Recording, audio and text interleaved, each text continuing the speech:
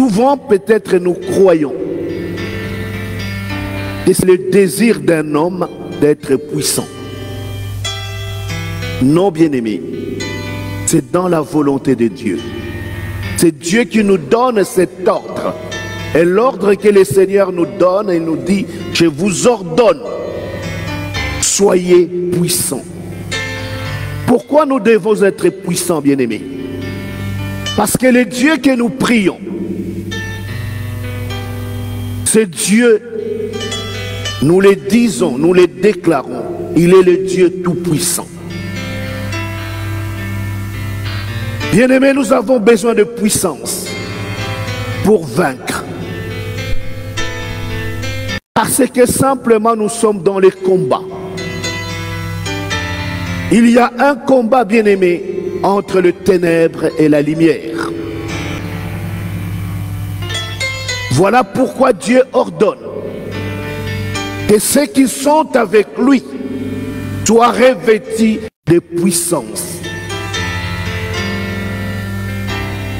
Ton Dieu t'ordonne, sois puissant. Mon frère, ma sœur, aujourd'hui de nombreuses personnes courent de gauche et à droite, cherchant où se trouve Dieu, parce qu'ils sont attirés. Ils se disent, c'est là où il y a la puissance de Dieu.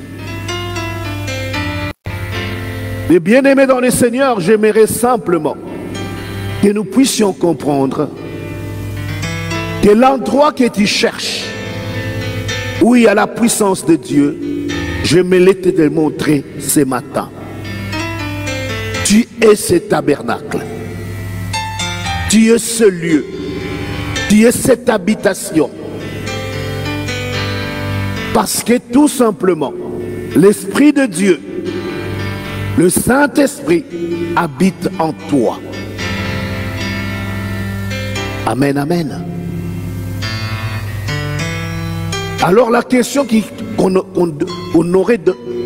aurait posée serait, pourquoi cette puissance n'agit-elle pas? Alléluia. Si nous revenons en arrière sur ce que nous disons dimanche dernier, Jésus avait dit à ses disciples,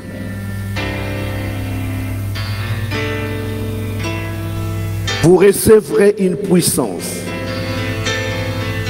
Le Saint-Esprit viendra sur vous et vous serez mes témoins. Mais quand il disait cela, il a déterminé, vous recevrez une puissance, le Saint-Esprit. C'est-à-dire que la puissance de Dieu vient du Saint-Esprit.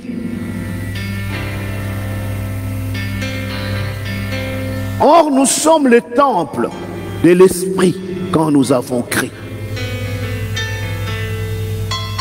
Mais comment se fait-il que la puissance de Dieu n'agisse pas? Mon bien-aimé dans le Seigneur, c'est le sujet de ce message.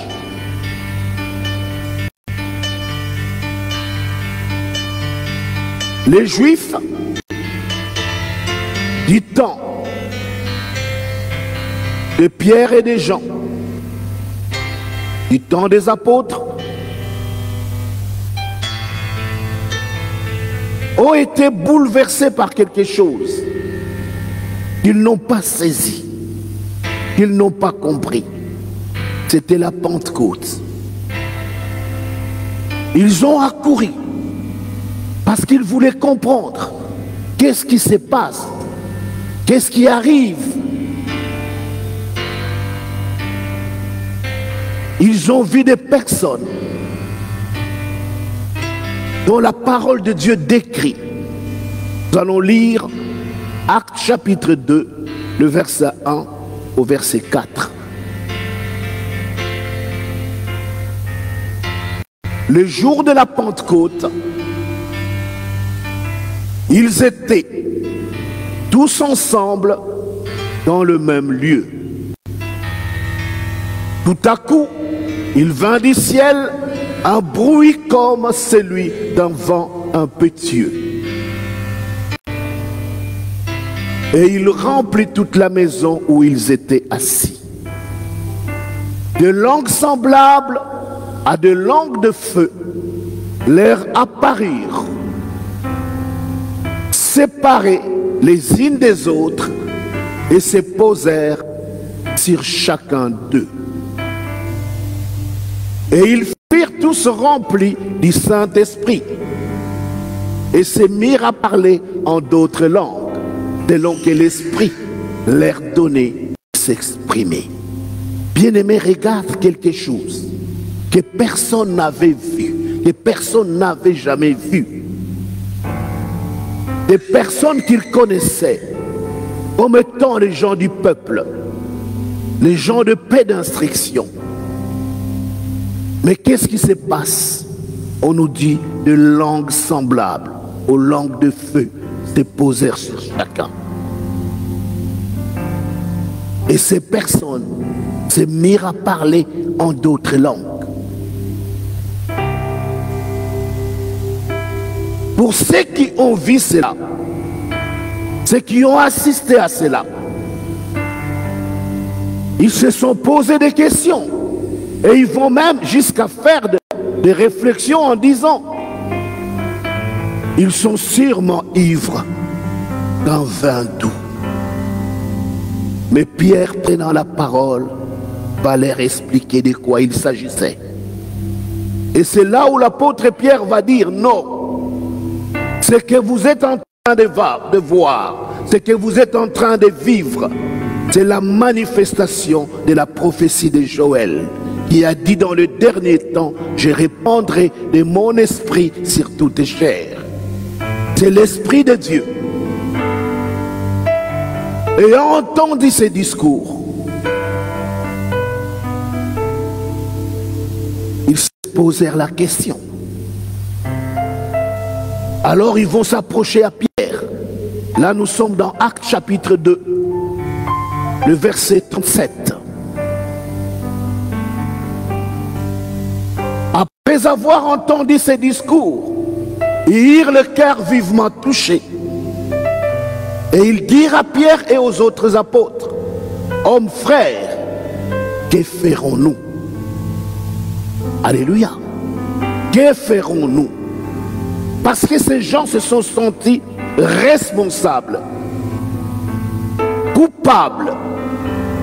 C'est de leurs mains que Jésus a été livré pour être tué. Mais ils comprennent, après les discours de Pierre, qu'ils ont fait l'irréparable. Alors ils posent la question, que devrions-nous faire? Parce que nous l'avons déjà fait. Bien-aimés dans le Seigneur, le verset 38, Pierre leur dit, répentez-vous et que chacun de vous soit baptisé au nom de Jésus-Christ pour le pardon de vos péchés et vous recevrez le don du Saint-Esprit. Le verset suivant, pour terminer. Et la promesse est pour vous, pour vos enfants et pour tous ceux qui sont au loin, à aussi grand nombre que le Seigneur notre Dieu les appellera. Amen, amen, amen. Bien-aimés dans le Seigneur, il y a une clé. La repentance. Il y a une clé, bien-aimé, c'est la repentance. C'est là où j'aimerais que chacun d'entre nous aujourd'hui comprenne. La repentance, bien-aimé, ce n'est pas venir simplement confesser ses péchés et recommencer. Alléluia. La repentance, ce n'est pas ça. La repentance, c'est entrer en soi-même et prendre la décision de changer de direction.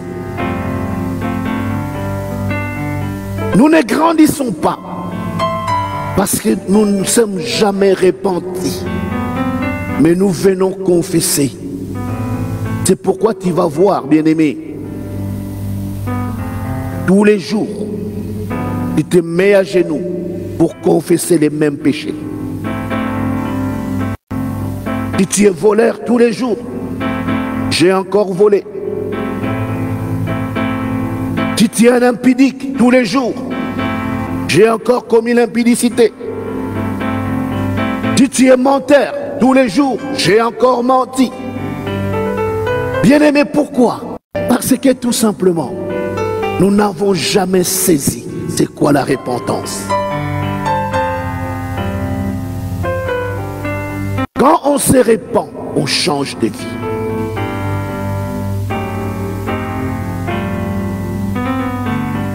Nous pouvons voir par l'apôtre Paul l'exemple de quelqu'un qui s'est repenti. Il va dire quoi? Ce qui était pour moi comme des gains, je les regarde comme de la boue. C'est-à-dire que dans son raisonnement, dans sa manière de vivre, tout a réellement changé. Il n'a plus le même repère. Or nous, des années et des années, même quand nous étions païens, nous sommes devenus chrétiens, des années ont passé, mais nous avons les mêmes traits de caractère. Si dans ton enfance tu étais colérique, en devenant enfant de Dieu, tu es toujours colérique. Et d'ailleurs, tu le confesses. Moi, demande dans mon quartier, ils me connaissent. Hein? Mon frère, ma soeur, ce n'est pas cela qui t'amènera dans le royaume des cieux. Une repentance, c'est un changement. Quand une personne te voit, il dit non, ce n'est pas la même personne. La personne que je connaissais, ce n'est pas celle-là. Ce n'est pas celui-là. Parce que tout simplement, il dit non. Celui que je connaissais, c'était un caïd. Mais là, je découvre un agneau. Qu'est-ce qui s'est passé? Alors c'est là où le nom de notre Seigneur est glorifié. Et c'est là où les gens disent non. Il a rencontré Jésus. La repentance est une rencontre qui transforme et qui change. Amen, amen. Mon bien-aimé dans le Seigneur, ma question serait, est-ce que tu as compris ce que le Seigneur notre Dieu nous demande? Dieu nous dit d'être puissant. C'est-à-dire qu'il a tout mis pour que nous puissions vivre la puissance de Dieu. Mais cette puissance ne peut entrer, ne peut accéder. Tu ne peux accéder à cela que si seulement tu vides ton cœur et que tu laisses au Seigneur de prendre place. Dieu ne viendrait pas dans un cœur rempli. Alléluia. Dieu cherche des hommes et des femmes qui sont capables de se vider. Voilà pourquoi il dit dans Luc chapitre 9 au verset 23, il dit ceci: si quelqu'un veut me suivre, il renonce à lui-même. La première chose, tu dois renoncer. Renoncer à toi-même et te charger chaque jour de ta croix. Alors tu pourras suivre Jésus. Amen, amen. Bien-aimé, c'est là où nous disons ceci. Première étape, la repentance. La repentance doit te conduire, mon frère, ma soeur, jusqu'à la croix. C'est-à-dire, c'est là où tu dois crucifier ta chair et ses passions. Alléluia. Ta chair et ses passions doivent être crucifiées afin de vivre une nouveauté de vie en Christ Jésus. Bien-aimés, nous allons avancer. Parce que tout cela, nous l'avons dit le dimanche dernier. Nous voulons avancer et aller dans 2 Rois, chapitre 2. Nous allons prendre l'exemple d'un homme. Deuxième livre des Rois, chapitre 2, à partir du verset 1. Nous allons essayer d'aller un peu plus vite. Est-ce que quelqu'un peut se lever dans la salle pour faire la lecture rapidement, s'il vous plaît? Si quelqu'un peut se lever dans la salle pour faire la lecture. Amen.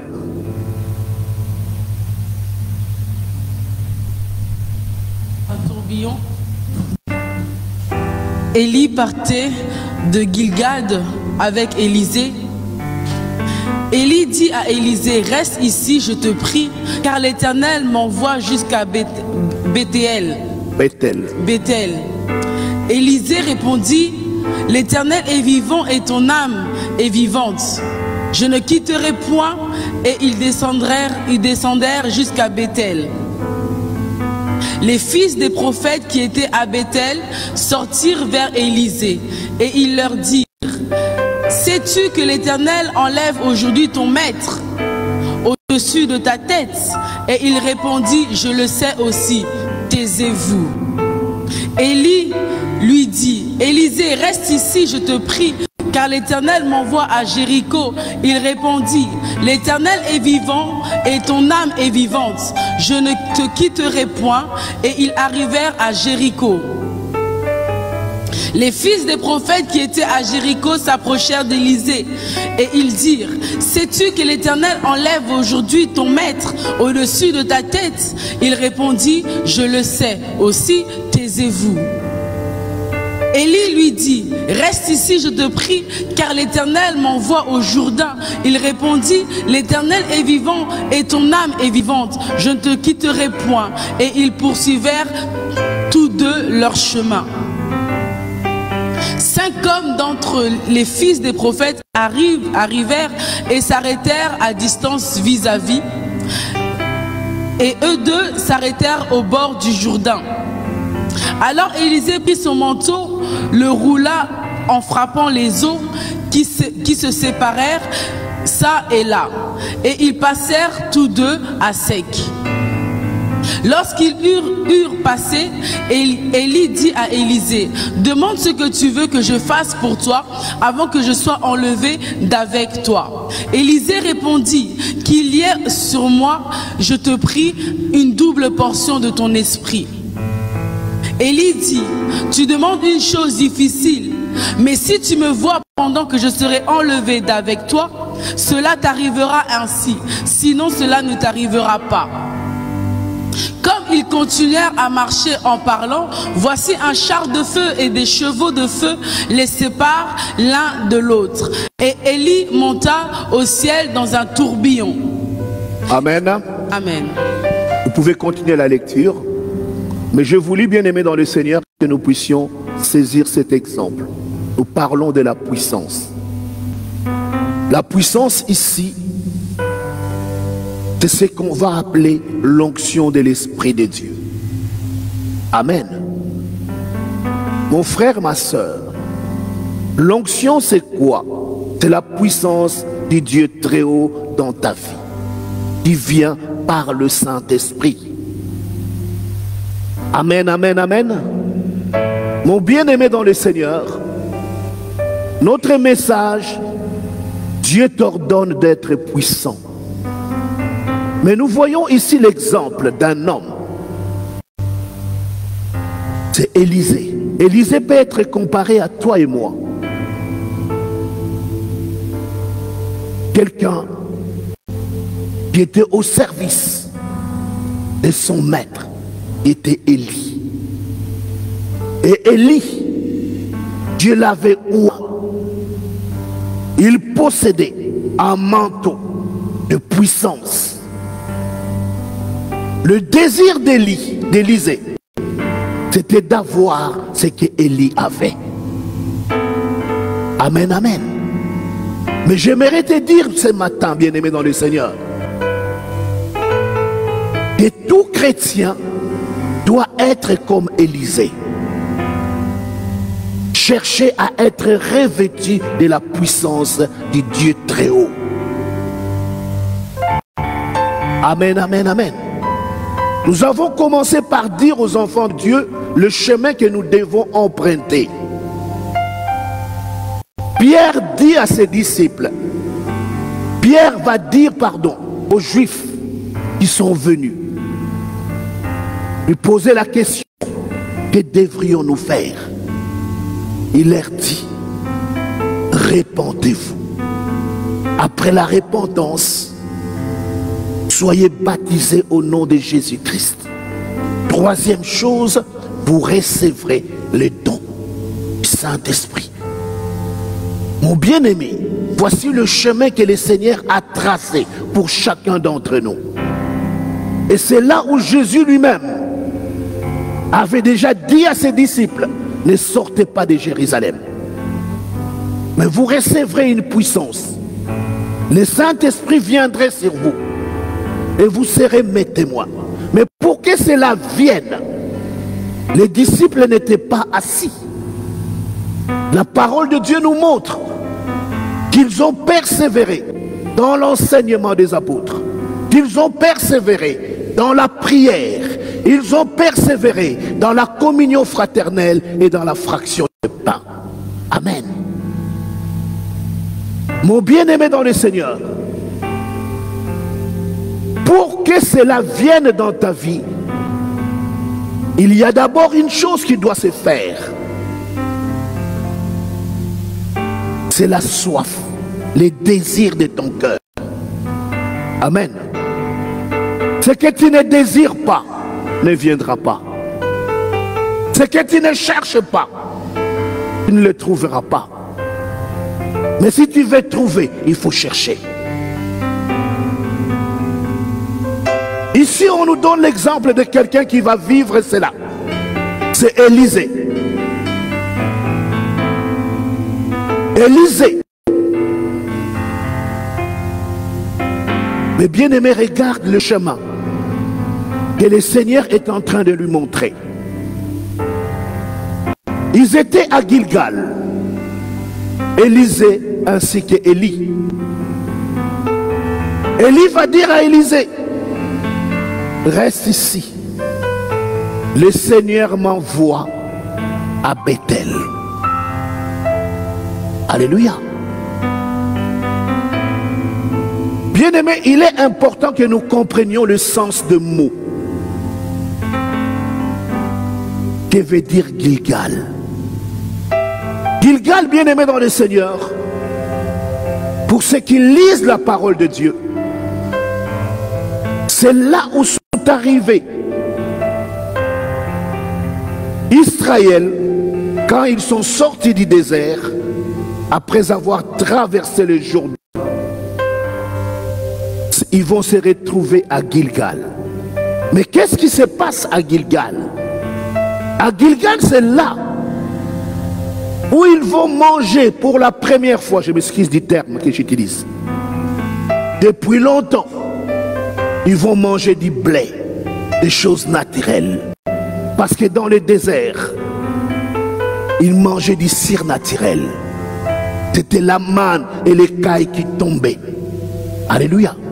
Mais quand ils arrivent à Gilgal, quand ils ont vu le blé, quand ils ont vu la chair, ils se sont dit, oh, ça fait longtemps qu'on n'a plus mangé cela. Et ce jour, depuis ce jour-là, la manne n'est plus tombée. C'est-à-dire que Gilgal, c'est la vie naturelle. C'est là où ils habitaient. C'est là où toi et moi habitons. C'est là où nous sommes. Alléluia. Les gens de Gilgal, je m'excuse, hein, je paraphrase tout simplement, ont été habitués à vivre dans le naturel. Mais ce que Élisée cherche, c'est l'onction, le cire naturel. Alléluia. Alors Élie dit à Élisée, Dieu m'envoie à Bethel. Toi, reste ici. C'est-à-dire que tu n'es pas obligé. Reste ici. Moi, le Seigneur m'envoie. Mais Élisée a capté les messages. Il a dit, oh, là ça devient compliqué. On me demande de rester, mais je ne reste pas. Et il va répondre à Élie, là où tu seras, je serai. C'est-à-dire que moi et toi, on ne va pas nous séparer. Je reste avec toi. Ils arrivent à Bethel. C'est là où, bien aimé dans le Seigneur, nous devons comprendre les étapes de nos vies pour accéder. Aussi longtemps que tu demeures à Gilgal, que tu ne veux pas changer de vie, que tu veux vivre le naturel, bien aimé, tu ne peux accéder au surnaturel. C'est là où, bien aimé dans le Seigneur, Bethel, c'est quoi? Pour ceux qui lisent la parole de Dieu, Bethel, c'est la maison de Dieu. Alléluia. Dans Genèse 28, vous pouvez lire, on n'a pas le temps de les lire ce matin. C'est là où Jacob va prendre une pierre, fatigué du voyage, et il va dormir. Il va voir en vision une échelle qui part de la terre jusqu'au ciel. Les anges montent et descendent. Et quand il se réveille, il va se dire, oh, ce lieu est redoutable. Alléluia. Mon bien-aimé dans le Seigneur, il a vu les anges monter et descendre. Et il dit, ça, c'est la maison de Dieu.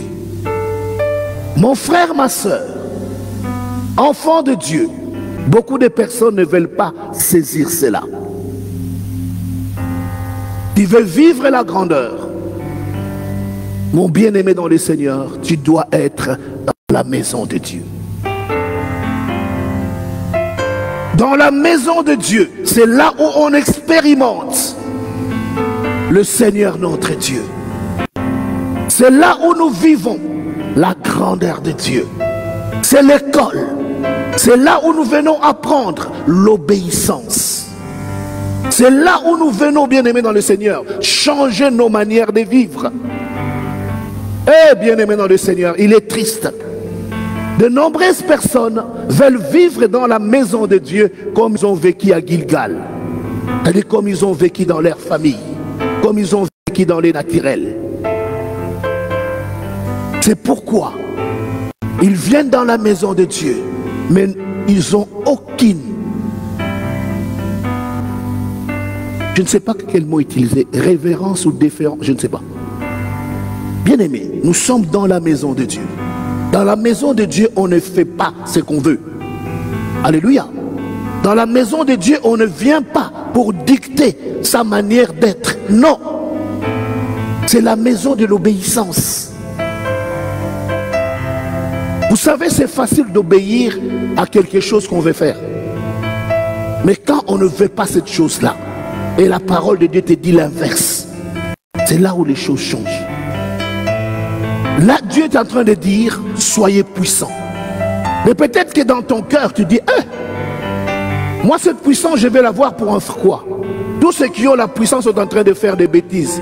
Donc moi, je ne veux pas de cela. Mais tu es en train de répondre à qui? À Dieu? Je ne sais pas, je vous pose la question. Bien-aimé dans le Seigneur, dans la maison de Dieu, on ne fait pas ce qu'on veut. Parce que Dieu est en train de te rendre puissant. Parce qu'il sait que c'est toi qui vas aller délivrer telle famille. Amen. Dieu est en train de te rendre puissant. Parce que dans sa mission, c'est toi qui dois faire tel travail. En refusant cela, tu refuses l'autorité de notre Seigneur, notre Dieu dans ta vie. Amen. On va aller plus vite pour pouvoir clore ces messages. Élie continue. Il dit non, ce n'est plus Bethel. Dieu m'envoie à Jéricho. Élisée dit, là où tu vas être, je serai. Ensemble, ils vont. Il y a les enfants des prophètes dans chaque ville. Ils vont venir rappeler à Élisée pour lui dire, Élisée, fais attention. Pendant que nous